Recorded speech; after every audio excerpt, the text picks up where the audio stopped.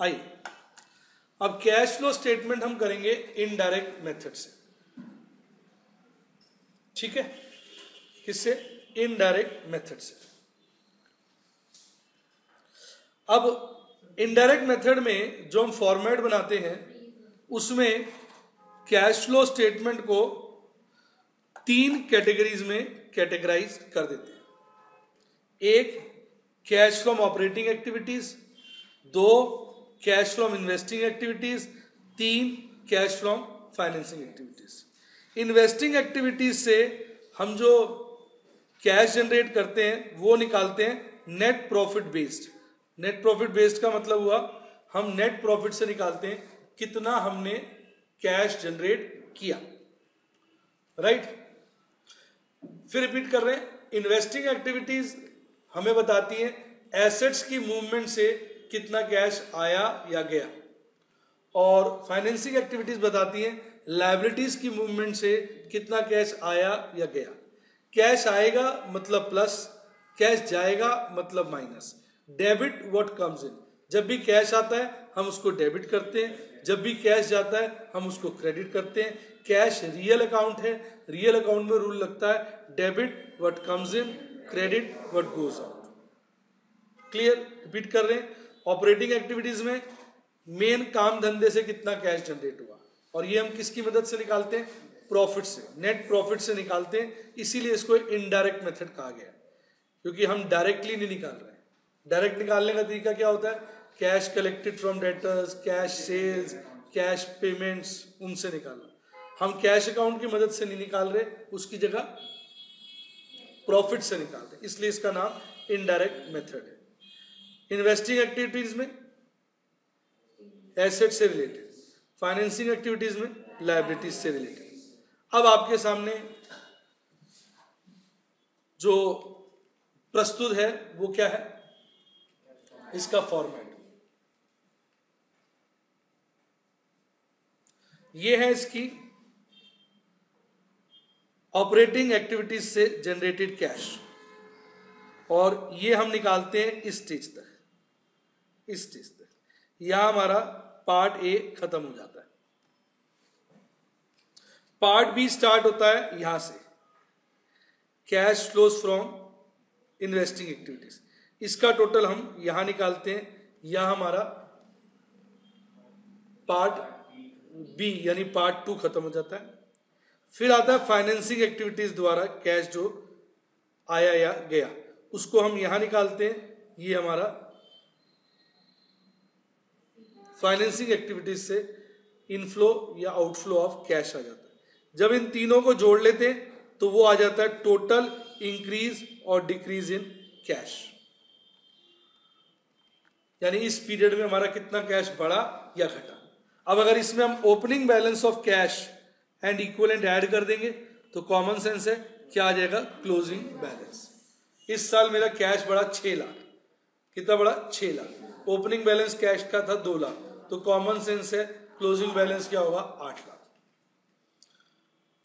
और ये 6 लाख कैसे निकला? 3 चीजों का जोड़ हो सकता है। ऑपरेटिंग एक्टिविटीज से मेरे को 7 लाख का कैश मिला, इन्वेस्टिंग एक्टिविटीज से मुझको 3 लाख का कैश मिला, पर फाइनेंसिंग एक्टिविटीज से मेरा 4 लाख का कैश चला गया। तो इससे क्या हुआ? लॉस नहीं, चला गया। इससे क्या हुआ? मेरा जो नेट कैश जनरेट हुआ वो कितना हुआ? 6 लाख। प्लस का मतलब जनरेट हुआ, माइनस का मतलब चला गया। प्लस मतलब इनफ्लो, माइनस मतलब आउटफ्लो। अब मैं इन्वेस्टिंग, फाइनेंसिंग और ऑपरेटिंग तीनों को अलग अलग करके आपको साथ समझाऊंगा। सबसे पहले मैंने उसी फॉर्मेट को बड़ा कर दिया। अब मैं चर्चा कर रहा हूं सबसे पहले ऑपरेटिंग एक्टिविटीज की। ध्यान से सुनिए, मजा आ रहा है? सबसे पहले हम यहां लेते हैं net profit before tax and extraordinary items. Extraordinary items और टैक्स को हम नॉन ऑपरेटिंग खर्चा नहीं मानते। रिपीट, टैक्स को और एक्स्ट्राऑर्डिनरी आइटम को हम नॉन ऑपरेटिंग खर्चा नहीं मानते, ऑपरेटिंग ही मानते हैं। रिपीट, पर हम इसको अलग से दिखाना चाहते हैं। क्या दिखाना चाहते हैं? अलग से। इसलिए ऊपर जो हम लेते हैं वो लेते हैं net profit before tax and extraordinary items, और नीचे जो टैक्स पे किया होता है यहां माइनस कर देते हैं, दिख रहा है आपको, और एक्स्ट्राऑर्डिनरी आइटम्स को यहां एडजस्ट कर देते हैं। यानी ऊपर हमने ले तो लिया बिफोर, रिपीट, बाद में उनको दिखाकर क्या बना दिया, आफ्टर। अब नेट प्रॉफिट क्यों लेते हैं मैं एक बार आपको समझा दूं। अगर हमारे सारे खर्चे और सारी इनकम्स कैश में हो तो जो मेन धंधे से हम कैश कमाते हैं वही इक्वल टू क्या होगा, नेट प्रॉफिट, राइट। सब चीजें हम कैश में डील करें, कोई नॉन कैश खर्चा नहीं है और कोई क्रेडिट पे डीलिंग नहीं है, तो उस केस में हमारा profit, net profit he cash from operation होगा। पर ऊपर हम एक बारी को नेट प्रॉफिट कौन सा लेंगे, before tax and extraordinary item, ताकि उसको नीचे एक बार फिर से दिखा के प्रॉपर निकाल पाए। ऐसा क्यों करते हैं, ये फॉर्मेट है, फॉर्मेट में ऐसा बताया गया इसलिए हम करते हैं। फॉर्मेट में ऐसा क्यों बताया गया, बस मैं यही कहूंगा कि हम लोगों को दो बातों की अलग से जानकारी देना चाहते हैं। सपोज, एक बारी को सुनिए, सपोज मेरा net profit after tax and extraordinary item 10 lakh है, कितना है, और मेरी कोई ट्रांजैक्शन भी नॉन कैश वाली नहीं है, तो फिर मेरा फंड्स फ्रॉम ऑपरेशन भी क्या हो जाएगा, कैश फ्रॉम ऑपरेशन भी क्या हो जाएगा, 10 लाख। अब इसको देखने से इंसान को पता ही नहीं चला ना कि एक्स्ट्रा ऑर्डिनरी आइटम और टैक्स कितना है, नहीं समझे। मान लो टैक्स हमने दिया 2 लाख और एक्स्ट्रा ऑर्डिनरी खर्चे आ गए 1 लाख के, रिपीट, टैक्स दिया 2 लाख और एक्स्ट्रा ऑर्डिनरी खर्चे 1 लाख के, 3 लाख हो गया। तो ऊपर हम क्या करते हैं, 13 लाख दिखा देते हैं, फिर नीचे यहां पर टैक्स को अलग से 2 लाख माइनस करते हैं, एक्स्ट्रा ऑर्डिनरी आइटम को अलग से 1 लाख करते हैं, वापस वही 10 आ जाता है। पर ऐसा करने से फायदा क्या हुआ, इंफॉर्मेशन मिल गई रीडर ऑफ द स्टेटमेंट को, जो भी स्टेटमेंट पढ़ रहा है उसको और ज्ञान प्राप्त हुआ।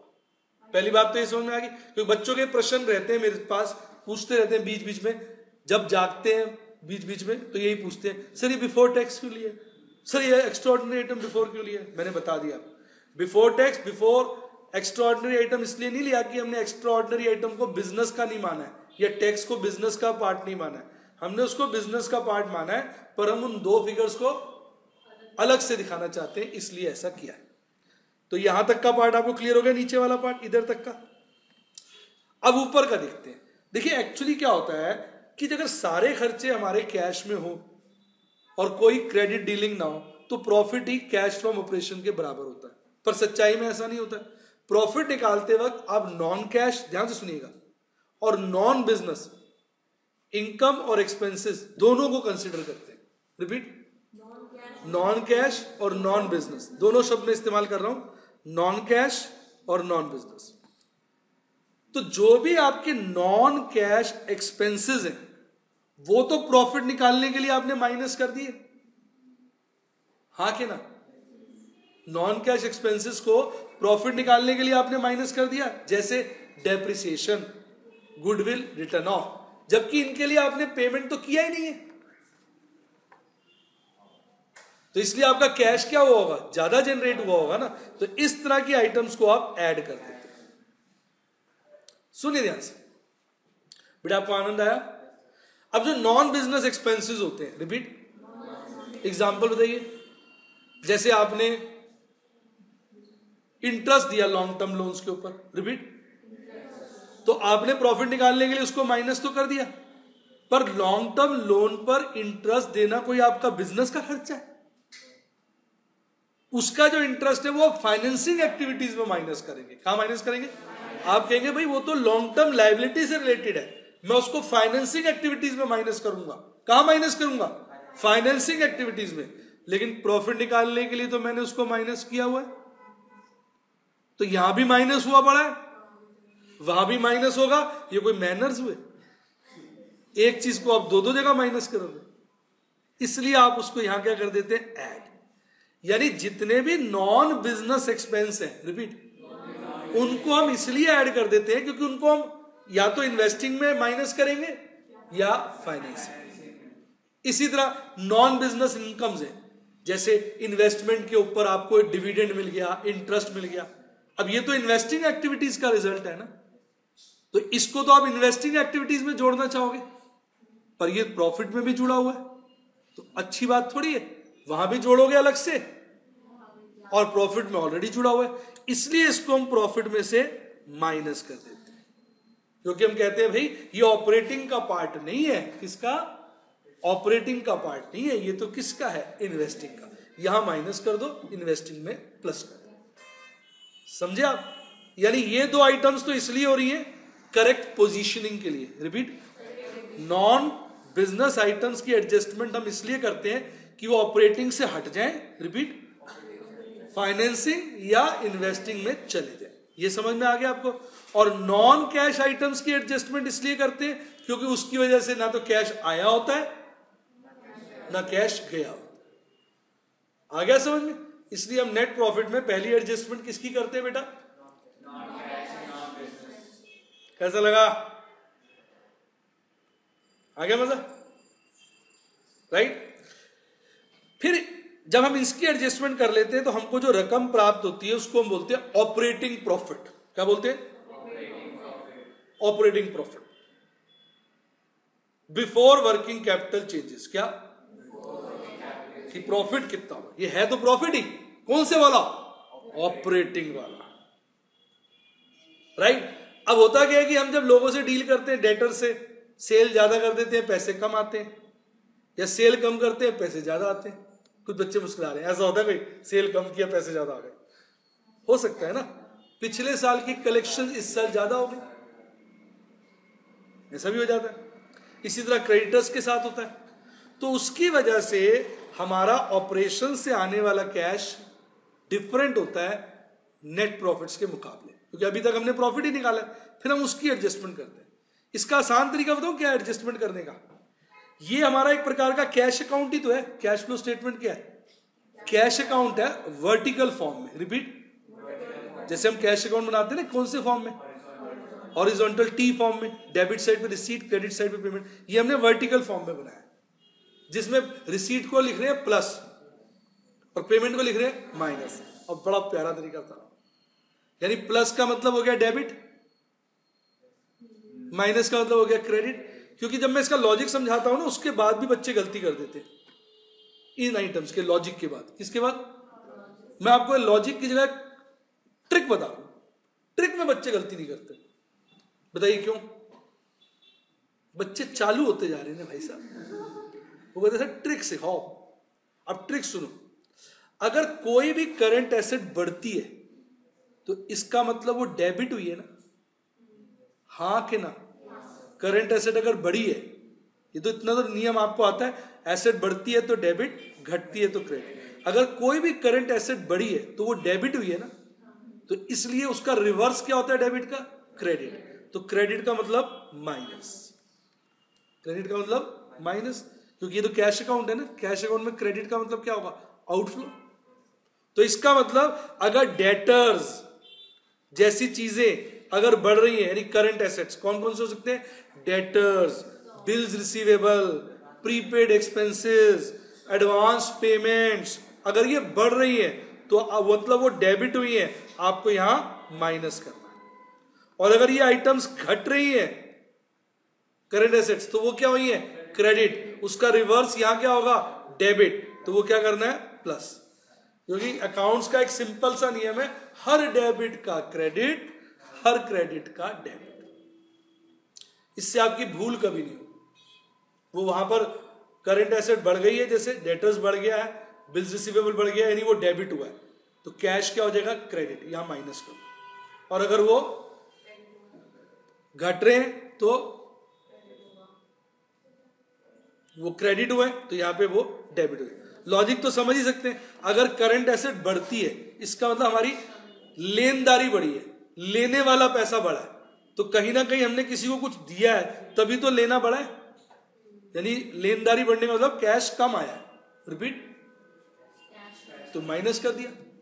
और अगर लेनदारी घटी है, रिपीट, तो कैश ज्यादा आया, प्लस कर दिया। वैसे भी यार लॉजिक से भी समझ सकते हो, पर कई बार क्या है ना, बच्चे लॉजिक में कंफ्यूज हो जाते हैं।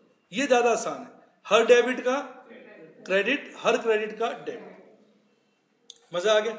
तो जब भी करंट एसेट बढ़े वो डेबिट हुई है, यहां क्रेडिट कर दो यानी माइनस। करंट एसेट घटे तो वो क्रेडिट हुई है, यहां डेबिट कर दो यानी प्लस। वो ही नियम करंट लायबिलिटीज में लग जाएगा। अगर करंट लायबिलिटीज बढ़ती हैं, क्रेडिटर्स बढ़ते हैं, करंट लायबिलिटी बढ़ती है तो उसका मतलब वो क्या हुई है, क्रेडिट। तो यहां क्या कर दोगे, प्लस यानी डेबिट, क्रेडिट का रिवर्स डेबिट। और अगर करंट लायबिलिटीज क्या हुई है, घटी है, तो वो क्या हुई है, डेबिट। तो कैश क्या हो गया, क्रेडिट, इसको माइनस कर दोगे। लॉजिकली भी समझ सकते हो, करंट लायबिलिटी बढ़ी है यानी हमारी देनदारी बढ़ी है।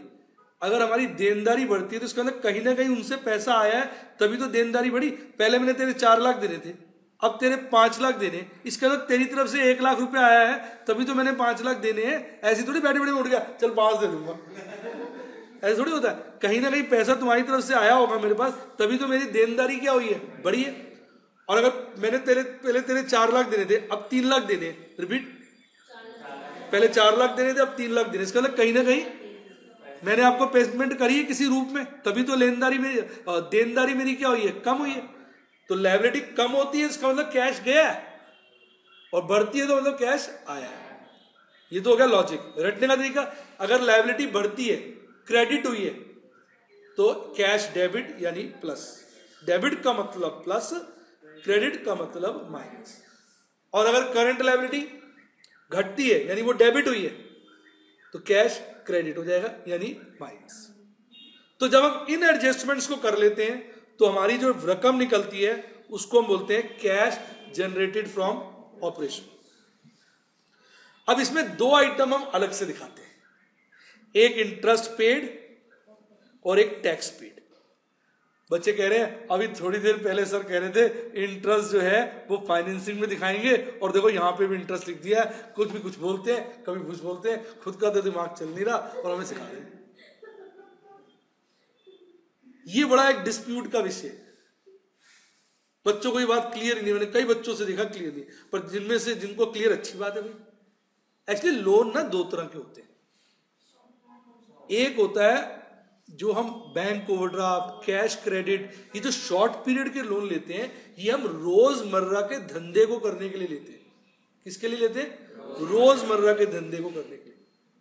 तो इसलिए इन लोन को हम ऑपरेटिंग मानते हैं। क्या मानते हैं, जैसे मेरे पास स्टॉक कम हो गया, ओहो जहां बैंक से 2 महीने का लोन ले लो यार, दिवाली आ रही है, मेरी दुकान खाली पड़ी है, माल ही नहीं है, ऐसा करो बैंक से 5 लाख का लोन ले लो, दिवाली में माल भर देंगे। दिवाली में सेल क्या होती है, ज्यादा, दिवाली के बाद चुका देंगे।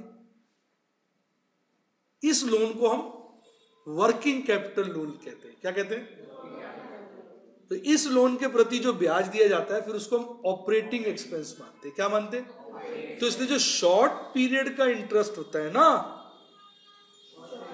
वो हम यहां माइनस करते हैं, और जो लॉन्ग टर्म लोन का इंटरेस्ट होता है वो फाइनेंसिंग। तो इंटरेस्ट आपने बेटा कोई भी दिया हो, रिपीट, चाहे शॉर्ट टर्म दिया हो चाहे लॉन्ग टर्म दिया हो, ऊपर एक बार ऐड कर लेना, यहां पर शॉर्ट टर्म है तो नीचे यही माइनस कर देना, अगर लॉन्ग टर्म है तो फाइनेंसिंग एक्टिविटीज में माइनस करना। कैसा लगा, मस्त। तो देखा जाए जब हमने इसको ऊपर इंटरेस्ट ऐड कर दिया तो हमने नेट प्रॉफिट बिफोर इंटरेस्ट कर दिया ना, इसलिए अगर शॉर्ट टर्म का है तो उसको यही माइनस कर दिया, लॉन्ग टर्म का है तो फाइनेंसिंग में माइनस कर दिया।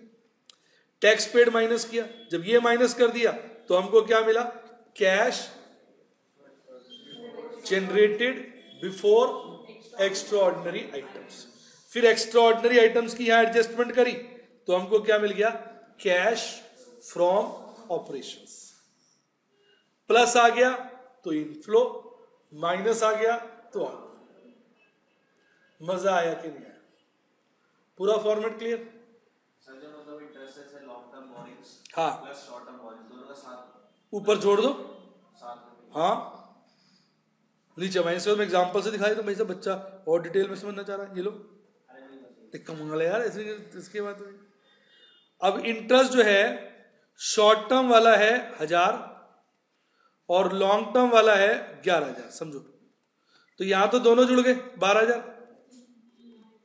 जो 1000 है वो यहां माइनस हो गया, और 11000 कहां माइनस होगा, फाइनेंसिंग में। अभी थोड़ी देर बाद फाइनेंसिंग के दर्शन कराऊंगा, वहां दिखा दूंगा 11000। कैसा लगा, ये छोटे छोटे पॉइंट है जिसमें भाई साहब बच्चों के जो बैंड बज जाती है, सर दीवार पे मार देते, कहते पागल हो जाते हैं। कई बच्चे में बस आते हैं, सर समझ ही नहीं आ रहा है, मैं क्या हुआ सर, इंटरेस्ट कभी तो ऑपरेटिंग में माइनस कर देता है और कभी फाइनेंसिंग। वो बच्चा ध्यान नहीं देता ना इंटरेस्ट किस बात का। कैसा लगा? तो ये छोटी छोटी बातें होगी, क्लैरिफिकेशन आदमी के मन को क्या रखती है, शांत। अब एक बच्चा मेरे पास आया भाई साहब, कहता सर आपने यहां पे टैक्स ऐड नहीं कराया था। मैंने कहा हाँ नहीं कराया था, मैंने बुक में देखा ऐड किया हुआ है। मैंने कहा भाई ऐसा है, हमने ऊपर टैक्स प्रॉफिट कौन सा लिया, बिफोर टैक्स। क्यों लिया? क्योंकि फॉर्मेट में बिफोर टैक्स लिखा है, हमने पहले टैक्स जोड़ लिया था। उस क्वेश्चन में उसने क्या किया, राइटर ने ऊपर ले लिया आफ्टर टैक्स, क्या ले लिया, फिर नीचे जोड़ रहा है।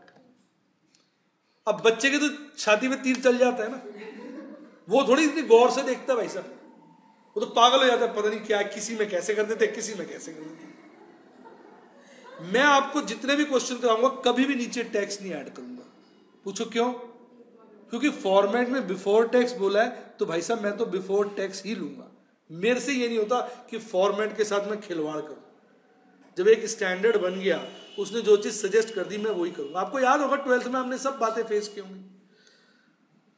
मैं तो सदा ही यहां पर बिफोर लेता हूं, अलग से निकालूंगा, बिफोर लूंगा, क्योंकि फॉर्मेट में क्या प्रिस्क्राइब्ड है, बिफोर।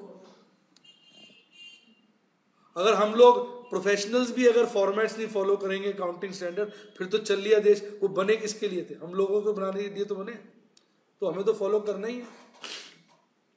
आ गया भाई समझ? ऑपरेटिंग एक्टिविटीज से मन शांत हो गया। अब बढ़ते हैं इन्वेस्टिंग। ये तो बड़ी आसान है, इन्वेस्टिंग तो बड़ी सिंपल है।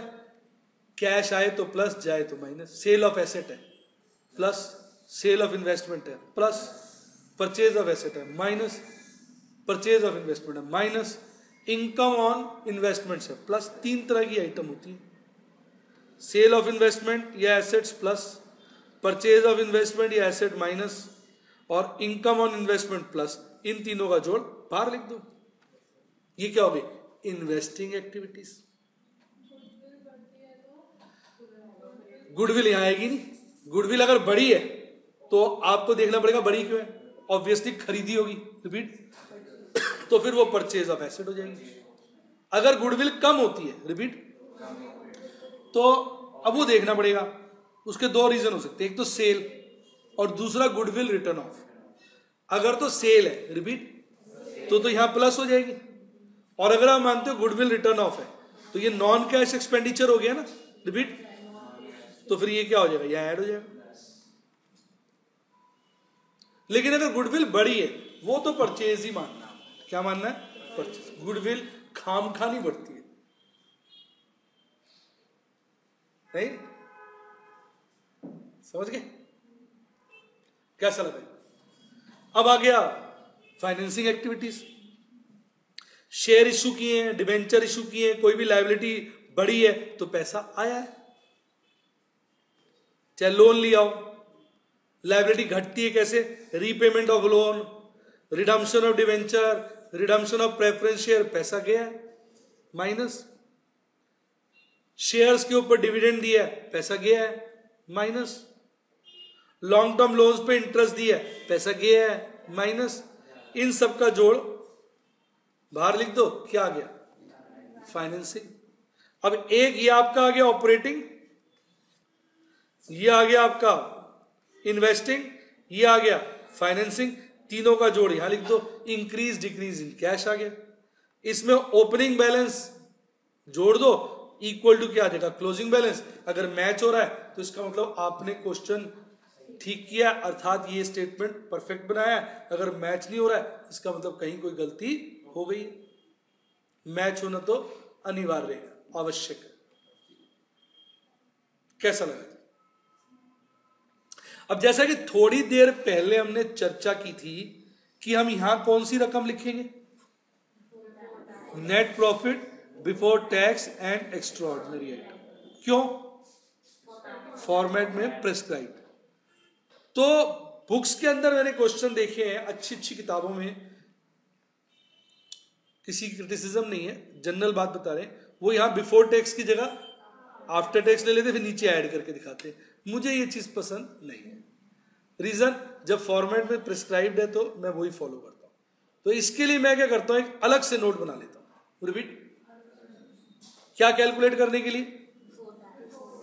Net profit before tax and extraordinary item. मैं अलग से बनाता हूं, मैं वही ऐड नहीं करता।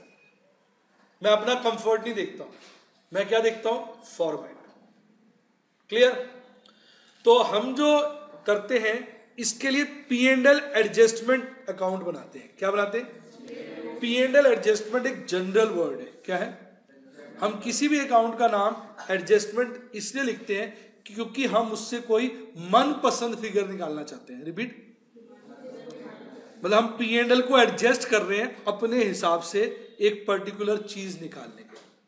तो P&L एडजस्टमेंट का कोई फिक्स्ड फॉर्मेट नहीं होता है।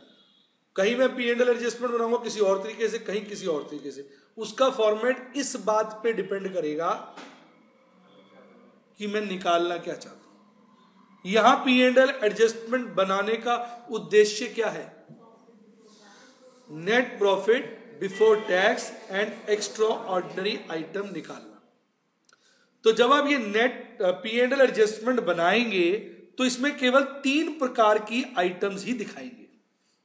खून में बसा लीजिए, दिमाग में सेट कर लीजिए, वंस फॉर ऑल इस बात को समझ लीजिए।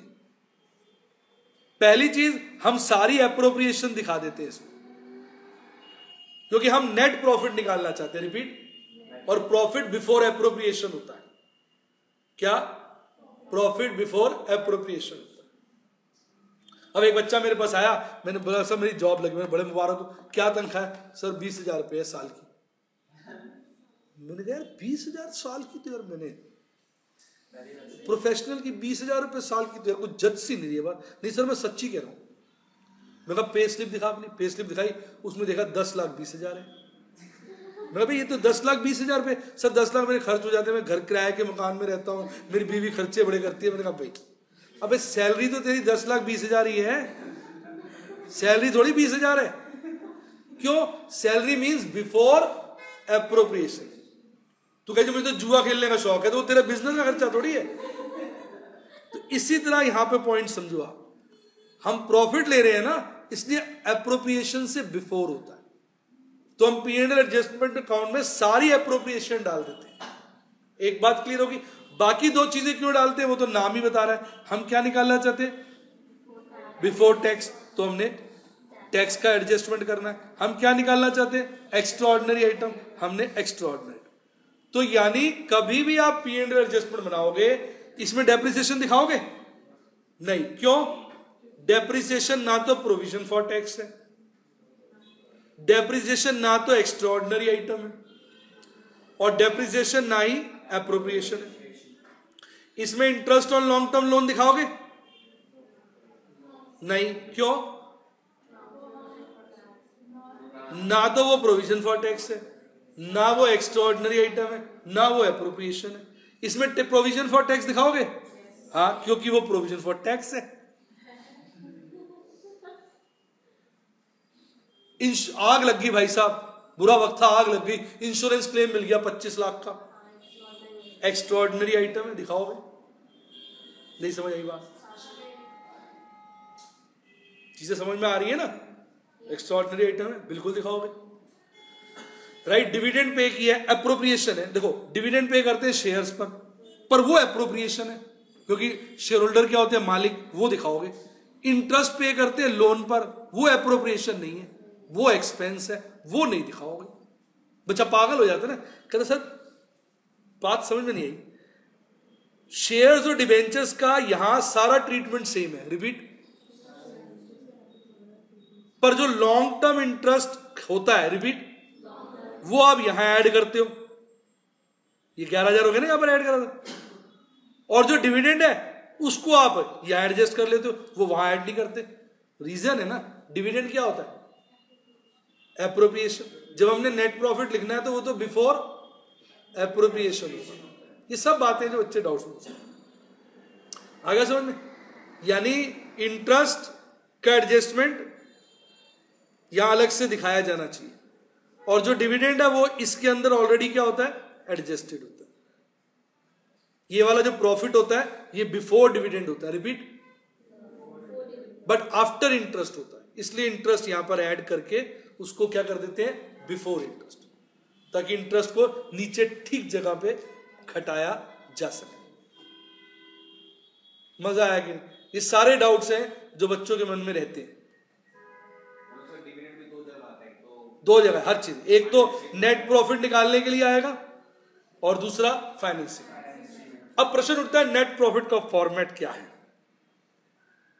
वो मैंने आपके लिए प्यारा सा फॉर्मेट बना दिया। ये कुछ नहीं है, इसको प्रेम से देखो, आप प्रेम से निहारो। ये आपका P&L एप्रोप्रिएशन अकाउंट है। रिपीट, P&L एप्रोप्रिएशन होता है प्रॉफिट का इस्तेमाल। इसकी छोटी सी प्यारी सी झलक आपने 12th में देखी थी पार्टनरशिप। पहले मैं एप्रोप्रिएशन वाली आइटम दिखा रहा हूं, सुनिए। इतना मेरा ओपनिंग बैलेंस है प्रॉफिट का, इतना मैंने इस साल कमाया, रिपीट, उसमें से मैंने इतना बोनस दिया, इतना रिजर्व में ट्रांसफर किया, इतना डिविडेंड दिया, इतना इंटरिम डिविडेंड दिया, इतना प्रेफरेंस डिविडेंड दिया। ये सारी एप्रोप्रिएशन नहीं है। पार्टनरशिप में आप कह देते थे interest on capital, commission to partners, पर कंपनी के केस में कोई पार्टनर तो होता नहीं है, वहां तो शेयर होल्डर होते हैं, और शेयर होल्डर को क्या देते हो आप, डिविडेंड्स। या प्रॉफिट को कहां ट्रांसफर कर देते हो, रिजर्व। तो ये सारी मैंने क्या दिखाई, एप्रोप्रिएशन। पर यहां पर हमें नेट प्रॉफिट नहीं निकालना है, net profit before tax and extraordinary item निकालना है। इसलिए हमने जब यहां पे प्रोविजन फॉर टैक्स लिखा तो हमारा ये वाला फिर नेट प्रॉफिट बिफोर टैक्स हो जाएगा। अगर हम यहां प्रोविजन फॉर टैक्स नहीं लिखते, रिपीट, तो फिर ये सिंपल नेट प्रॉफिट हो जाता आफ्टर टैक्स।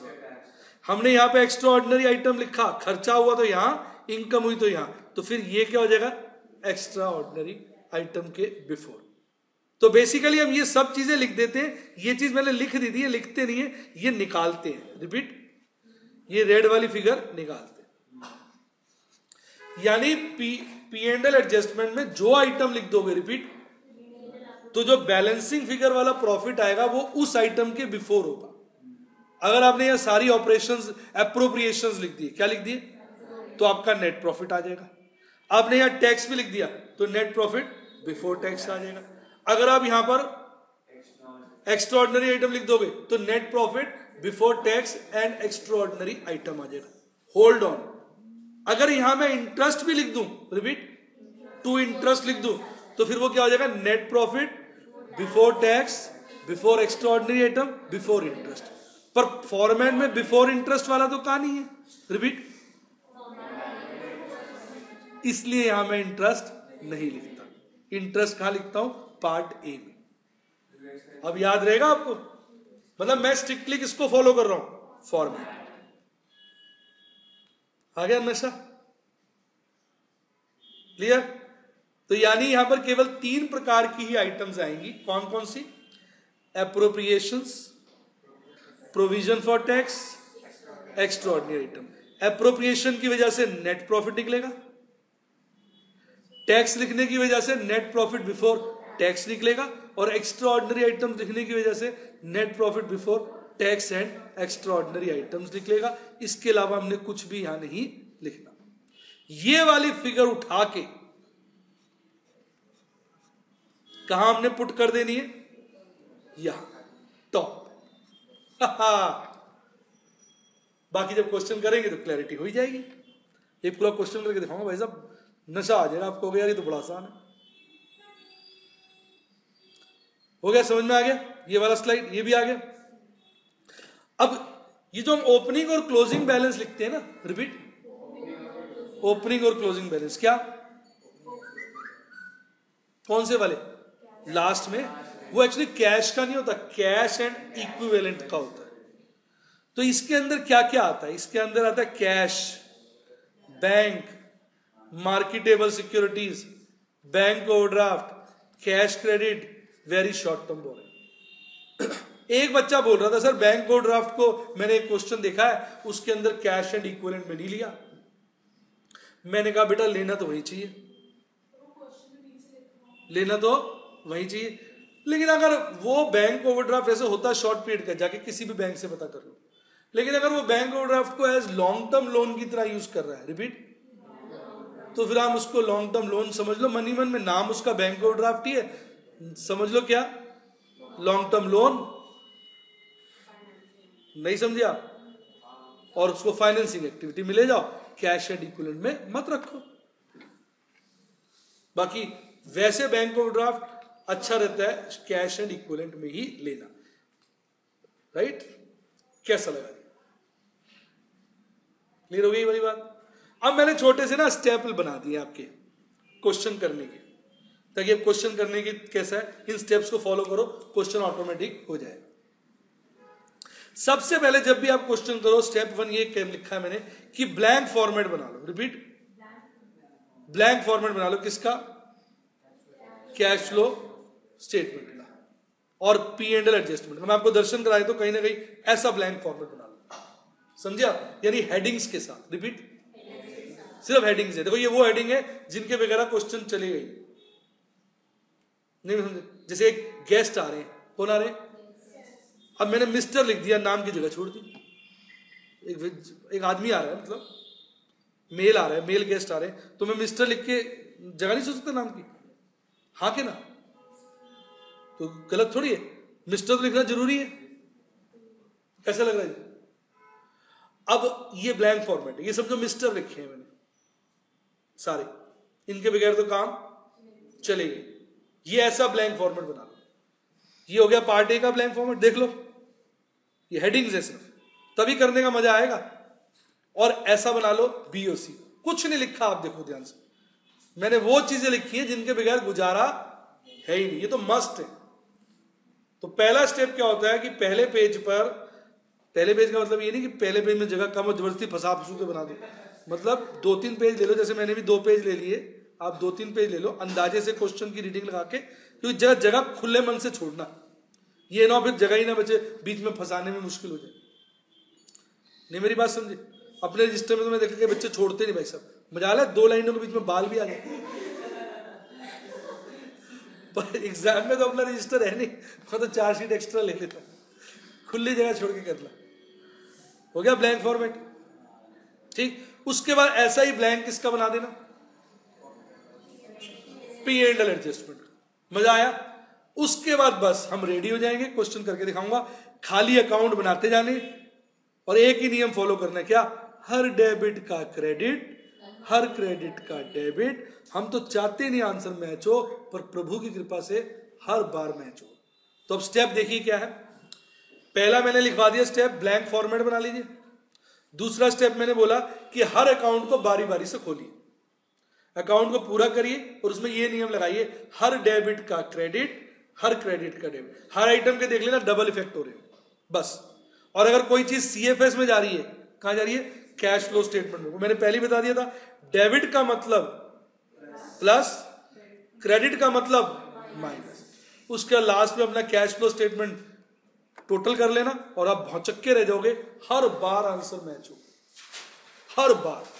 संसार में ऐसा कोई पॉइंट ही नहीं बना जो आपका क्वेश्चन मैच होने से आपको रोक ले। क्लियर हो गया सब कुछ? लिख लीजिए।